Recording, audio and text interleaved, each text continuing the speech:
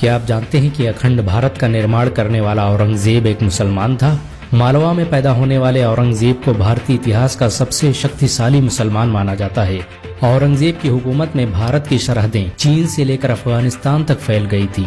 उसके शासनकाल में भारत साइंस और टेक्नोलॉजी के मामले में दुनिया का नंबर 1 देश बन गया था। आपको ये जानकर शायद हैरानी होगी कि औरंगजेब के शासनकाल में दुनिया का 25% पैसा भारत में मौजूद था। औरंगजेब की सालाना कमाई फ्रांस के लुई 14वें की कमाई से 10 गुना ज्यादा थी।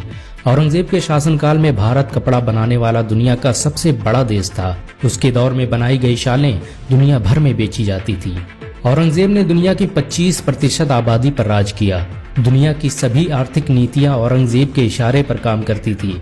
औरंगजेब के शासन में डॉलर की कोई हैसियत नहीं थी और भारत का 1 रुपया अंग्रेजों के कई 100 पाउंड के बराबर था। औरंगजेब भारतीय इतिहास का पहला शासक था जिसने जुआ और शराब जैसे विभिन्न नशीले पदार्थों पर पूरी तरह से प्रतिबंध लगा दिया। उसने इसे रोकने के लिए एक स्पेशल टास्क फोर्स बनाई थी जो शहर के लोगों पर नजर रखती थी।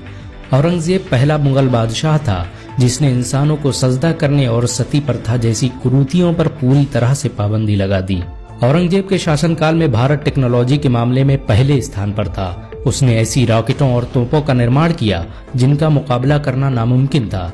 युद्ध में सबसे पहले रॉकेट टेक्नोलॉजी का इस्तेमाल औरंगजेब ने ही किया था। उसके पास अजदहा पैकर नाम से मशहूर ऐसी तोपें थीं जिनसे 35 किलोमीटर वजनी रॉकेट फेंके जा सकते थे।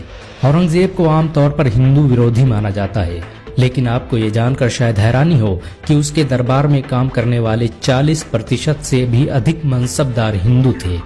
उसने अपने दौर के मशहूर हिंदू कवियों को अपने दरबार में जगह दी और पंडितों के लिए पेंशन की सुविधा शुरू की। हिंदुओं के प्रसिद्ध कैलाश पर्वत और मानसरोवर को औरंगजेब ने ही अखंड भारत का हिस्सा बनाया था।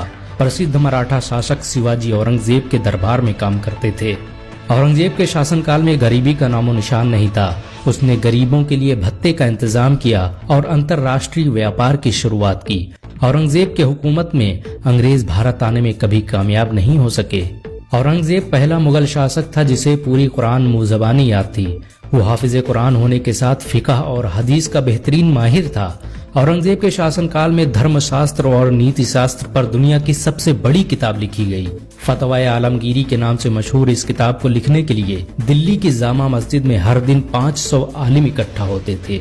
औरंगजेब ने सरकारी खजाने का 1 भी रुपया अपने ऊपर खर्च नहीं किया। दुनिया के सबसे शक्तिशाली शासक होने के बावजूद भी उन्होंने सरकारी पैसे से कोई इमारत नहीं बनवाई। औरंगजेब ने एक मस्जिद का निर्माण करवाया जिसमें लगने वाला पैसा उन्होंने खुद टोपी सिलकर कमाया था। औरंगजेब भारतीय इतिहास का सबसे न्याय प्रिय बादशाह माना जाता है।